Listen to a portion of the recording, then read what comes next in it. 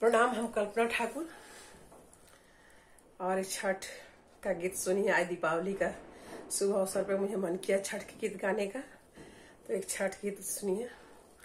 हमरा सूरुजा बाबा नाने के भगतवा, हमारा सूरुजा बाबा नान्हे के भगतवा, तो सक पर करावे की रतनिया।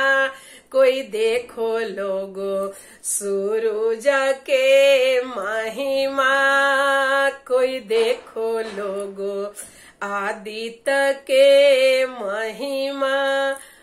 हमारा स्तारन मैया नान्हे के भक्तिनिया, हमारा स्तारन मैया नान्हे के भक्तिनिया।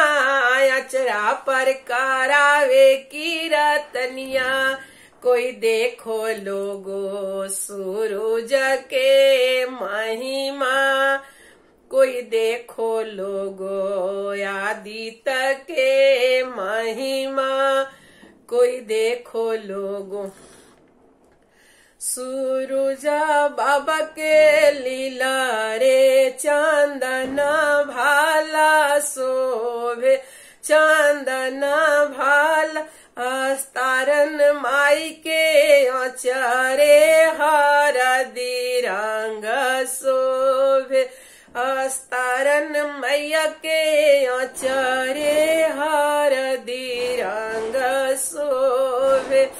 ए रे हरदिया कते करंगया गर, कते का गुण आगर गाया। गजाधर छोड़ी अचरे समाये गाया, गजाधर छोड़ी अचरे समाये।